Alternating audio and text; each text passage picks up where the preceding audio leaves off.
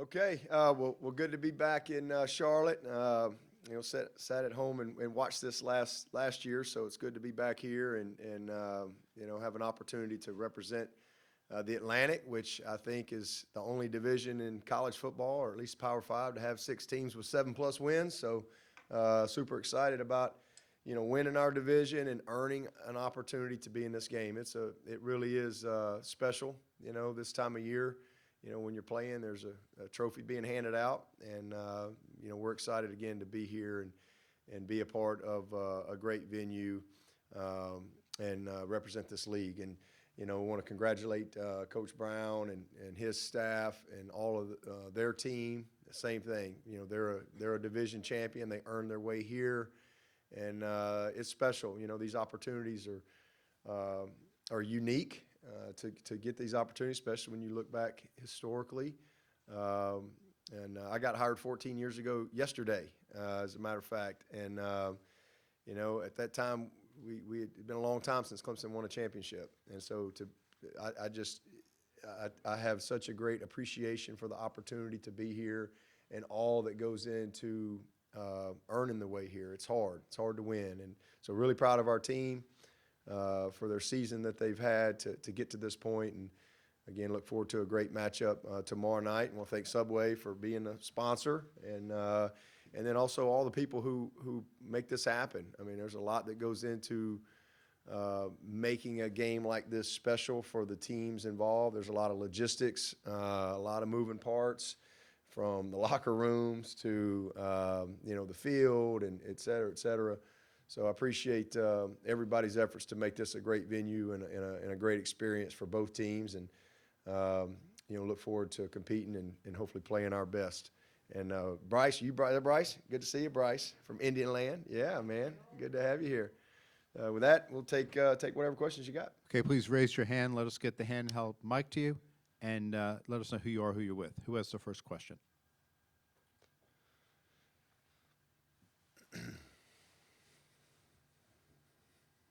Will, he's always first.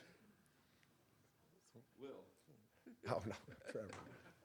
I look like Will. No, you had the thing in front of you there. Coach. Slightly. Trevor Groves, CU Tigers. Yes, Trevor. With Drake May, how important is it to try to build a 2-score lead late in the game, kind of like the way you did at Florida State with a guy like Drake May, who seems to be better when coming from behind and under pressure, leading game-tying and game-winning drives? A 2-score lead, man. I mean, that's important anytime you can do that.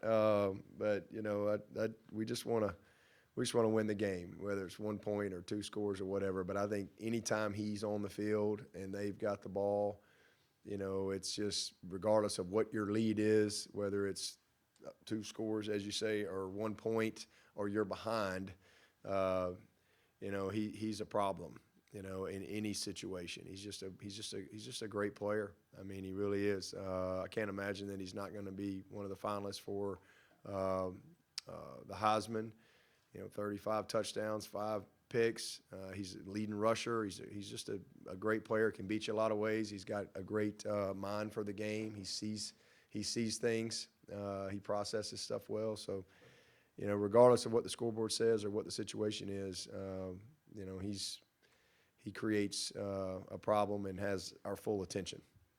Front row to your right, Coach. Hi, I'm Chris Lee from WRL in Raleigh, North Carolina.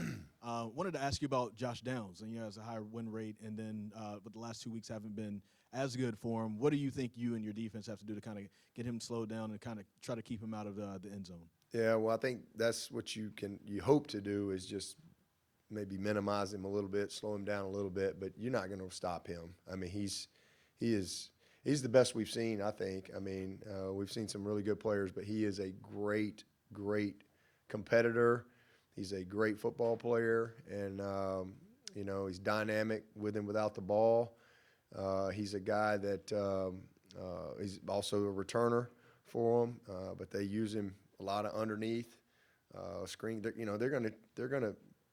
They won't come out of this game without at least probably trying to get him the ball at least about 15 times in different ways. So you just do the best you can to obviously know where he is. You got to change things up a little bit as far as how you play him. and you gotta compete and win your matchup, but and hope that you can, as you said, just slow him down a little bit. But he'll make some plays, but you got to try to hopefully minimize it. Third row, far left. Carboni from NBC here in Charlotte. Going to ask you about two guys, if I can, that are from here. What were your first impressions in recruiting Trenton Simpson from Mallard Creek and Will Shipley from Weddington? Yeah, they're both just special talents, special people too. Just really great kids, great families. I mean, first time you talk to both of those guys, you just go, wow. They're just kind of a breath of fresh air. I mean, just very talented players, but they just have great humility to them, and both love the game, passionate about it, wired very similar in a lot of ways, but just super skilled, both of them. I mean, Trenton he can do anything. I mean, he's got a long future ahead of him as a football player. He's big, he's strong, he's really fast. You don't see many guys his size as explosive as him, change direction, and just dynamic. And then Shipley, as y'all saw this week, I mean, he's the first guy ever to be first team in 3 different things, right? So running back, all-purpose, and I guess a specialist. So, and that's who he was in the recruiting process. That's what we saw in him as a player, a guy that could be, involved in every facet of the game and impact the game in every way, whether it be as a returner, as a receiver, as a rusher. Great energy. Both of them they play with a high level of intensity. Both great effort guys. So a lot of similarities in both of them. Both of them are, got great futures ahead of them in football. Front row, right in front of you, Coach. Hey, Coach. Steve Reed from the Associated Press. What are your biggest concerns when you look at North Carolina on tape? What jumps out that concerns you? Yeah, well, they're the 8th best passing offense in the nation. They got a Heisman caliber quarterback that's playing with unbelievable confidence. Got great receiver. Everybody talks about 11, but it's not just him. It's 3, it's 5, it's 18. It's those tight ends they got. The backs are really good players. They've got a great scheme. They're very confident in what they do. So, they play with tempo. A lot of they get their ball to the playmakers. A lot of formations and motions and shifts. So there's a lot of things to handle schematically, but they got good players. And again, we've not been great. We just gave up a bunch of passing yards last week, and then you get to play this bunch, and they're 8th in the country. So that's a concern for sure. And then defensively, they've gotten better. I think as the year has gone, they've really improved. They've had a lot of injuries and things they had to work through to get to this point. But they're much improved there for sure. And then their return game. 11's a guy back there that can beat you on one play. So there's a lot that concerns you about, who they are and what they're capable of doing. Second row. Hey, Coach. Tony Siracusa from Last Word on Sports. You talked about being out of the championship game last year. What's it like? Do you have a different appreciation for it, having missed it last year after so many years of such high-level success and now being back? Does it give you a different appreciation for the event? Yeah, absolutely. I mean, like I said, I got this job, and we went to the championship game my very first year in 2009. It was in Tampa for whatever reason that one time. It was like a one-off, and we got beat. But I just remember what a big deal it was to get there, and then we weren't there in 10. We got back in 11 up here, and we won it. And then we weren't here in 12, 13, 14. We had good teams, really good teams, but we weren't here. And then to get back here in 15, it was such a big deal. And then, I guess 6 years in a row we were here, and you just put your head down and go to work, and you see what happens. And so we're just very blessed to have had the opportunity. And then last year we came up short. We competed. We were in it kind of till all the way down to that last weekend, but didn't work out for us. So I'm proud of our guys this year, undefeated in the league. And, man, we had to play a lot of great quarterbacks. It seemed like everybody we played all year had a great player at quarterback. And, I think we led the league in ACC play in scoring. Our guys did a lot of good things to earn their way here. And we certainly last year watching it, the old Kenny Pickett fake slide, home watching it like everybody else, and certainly missed the opportunity to be in this game. And this is everything for us has come through, winning this league. And so you can't win it if you're not in it. So we're really thankful and have a great appreciation for, this weekend and for everyone. I played in the first ever championship game back in 1992, so 30 years ago. I played in that game in Birmingham.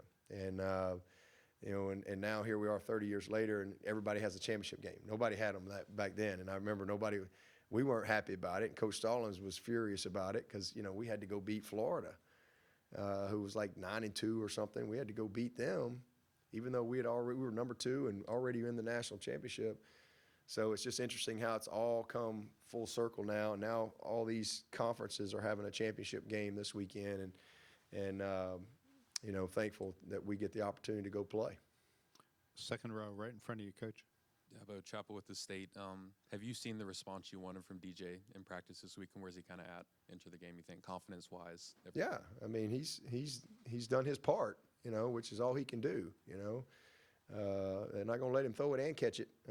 So, I mean, he's done his part. He's had a great week of practice, and the team has responded, like you want. But move forward, and at the end of the day, we're 10-2, and we won our division and earned the opportunity to be here. And so, expect him to play well.